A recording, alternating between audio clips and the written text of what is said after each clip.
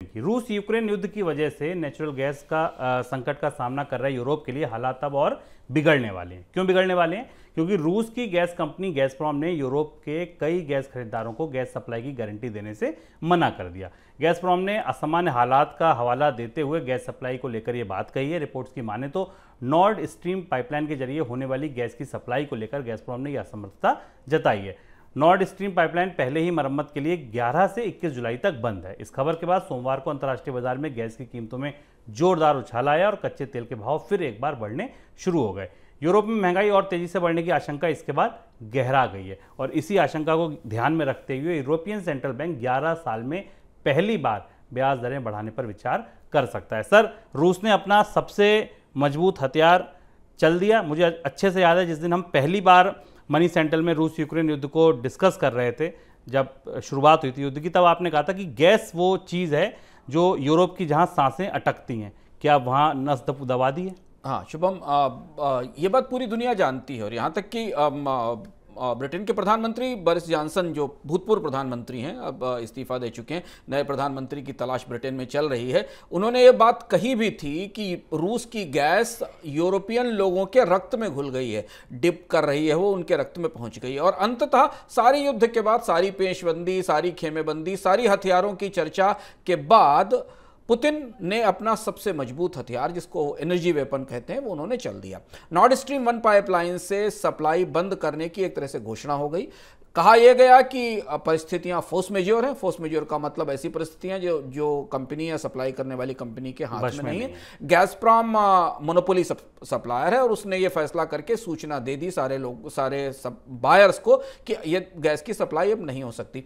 तर्क शुभम यह दिया गया कि गैसप्रॉम ने जो पाइपलाइन चला रही है उसमें के मेंटेनेंस में कुछ इश्यूज आ रहे हैं।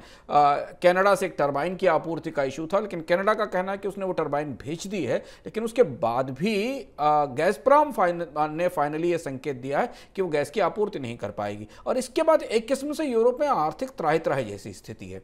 कम से कम 4 बड़े देश ऐसे आपके सामने हैं, जर्मनी के अलावा। जर्मनी पर हम आगे आते हैं। जर्मनी के लिए सबसे बड़ी समस्या, और जर्मनी यूरोप की सबसे बड़ी औद्योगिक अर्थव्यवस्था भी है।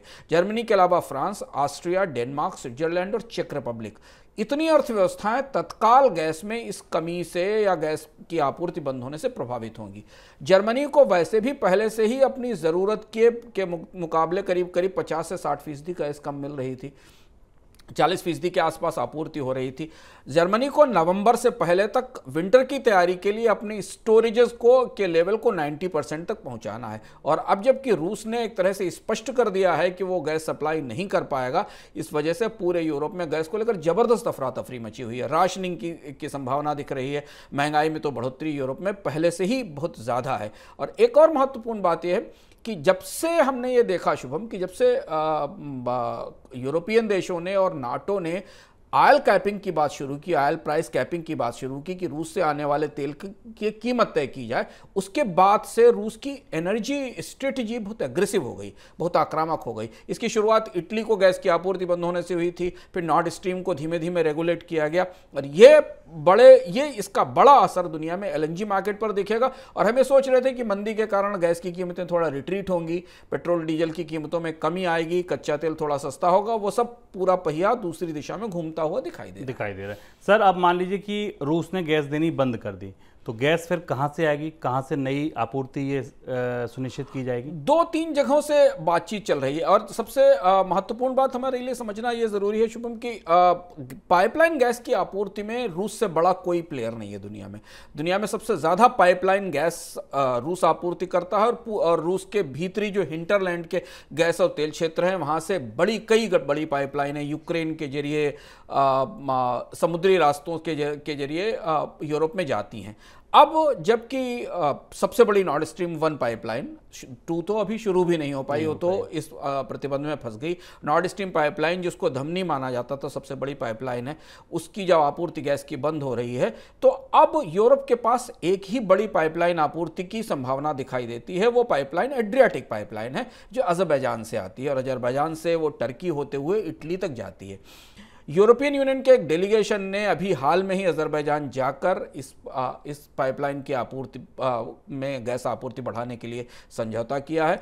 यहाँ पर सप्लाईज बढ़ाने के लिए अजरबैजान की सरकार को तैयार किया गया है, क्योंकि ये रूस को बाईपास करते हुए निकल कर आती है। अजरबैजान की pipeline Azerbaijan, Turkey, Georgia, Russia, Iran और कैस्पियन सागर के आसपास की सीमा पर है और यहाँ से गैस की आपूर्ति यूरोप को होती। ये एक संभावना है जहां से यूरोप को गैस की थोड़ी आपूर्ति होगी। और दूसरी जो बड़ी चुनौती है, दूसरा जो बड़ा रास्ता है जहां से अब गैस आएगी यूरोप में, वो एलएनजी है, जो लिक्विड नेचुरल गैस है, जो समुद्री टैंकर्स के जरिए या समुद्री रास्तों के जरिए यूरोप में आएगी।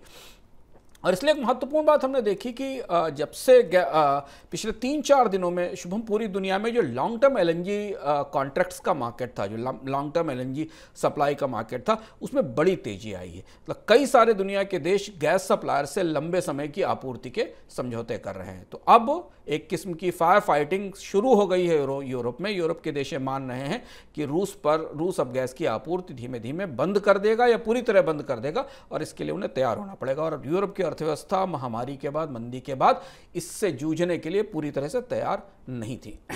सर, इस घटनाक्रम के बाद मांग आपूर्ति का बाजार कैसे बदलेगा? आउटलुक क्या है कच्चे तेल का, नेचुरल गैस का? नेचुरल गैस का आउटलुक बढ़ोतरी का है, क्योंकि हम एलएनजी के कॉन्ट्रैक्ट्स में लगातार बढ़ोतरी हो रही है। गैस की कीमतें हमने देखा कि आज बाजार में तेज़ी से बढ़ी। कच्चे तेल की कीमत जो करीब $100 के आसपास थी, अगर मैं अभी चार्ट चेक करने की कोशिश करूं तो ब्रेंट करीब $105 के आसपास हमें दिखाई दे रहा है।